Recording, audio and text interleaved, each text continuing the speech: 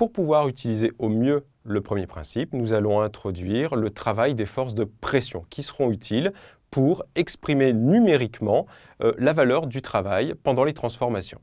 Nous allons donc traiter un cas simple, le cas du piston. Donc un fluide est enfermé dans le piston qui possède une surface grand S et grâce au piston, le fluide est isolé du milieu extérieur.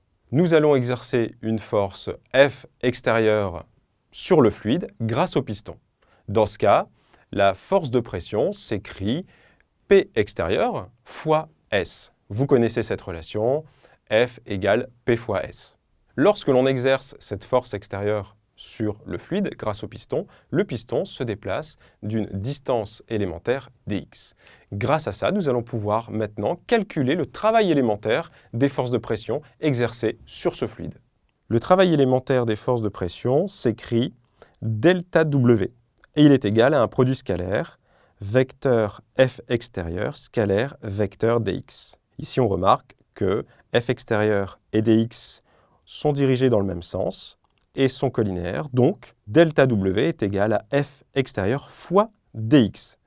C'est aussi égal à P extérieur fois S fois dx. Et donc, on remarque que S fois dx, une surface fois une distance élémentaire, va nous donner un volume élémentaire. Donc, delta W est égal à P extérieur fois D de V extérieur. L'augmentation de volume V extérieur correspond à une diminution du volume du système.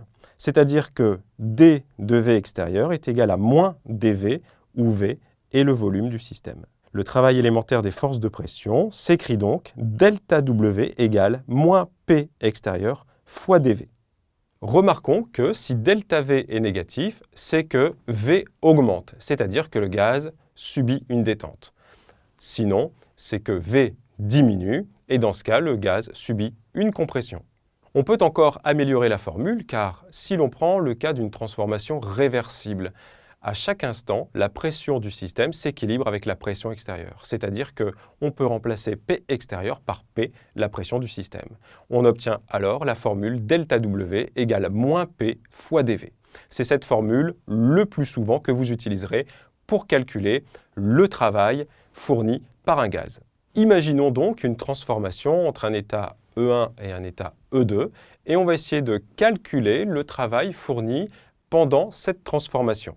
On écrit que delta W égale moins PdV, comme nous l'avons vu précédemment. D'où, en utilisant le calcul intégral, on peut écrire que W est égal à moins l'intégrale de V1 à V2 de P fois dV. Ce qui correspond à l'opposé de la valeur de l'air sous la courbe du diagramme de Clapeyron.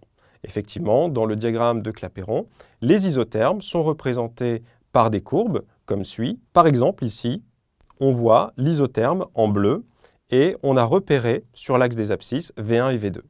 Eh bien, le travail calculé précédemment correspond à l'opposé de la valeur de la surface qui est assurée. Cette intégrale est tout à fait calculable. Par exemple, dans le cas d'un gaz parfait, on sait que PV égale nRT, ce qui nous aide à calculer le travail. Si PV égale nRT, on peut aussi écrire que P égale nRT sur V. Remplaçons P dans l'intégrale, on a alors W qui est égal à moins l'intégrale de V1 à V2 de nRT sur V fois dV. On peut aussi écrire que c'est égal à moins l'intégrale de V1 à V2 de nRT fois d de V sur V. d de V sur V, vous le reconnaissez, c'est la primitive de ln de V. On a alors W qui est égal à moins, entre crochets, nRT fois ln de V entre V1 et V2. D'où nRT fois ln de V1 sur V2 est l'expression finale du travail. Maintenant, on va pouvoir donner l'expression du premier principe pour une transformation infinitésimale, c'est-à-dire réversible.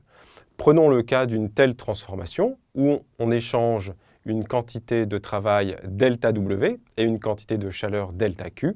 Alors, d de U est égal à delta W plus delta Q.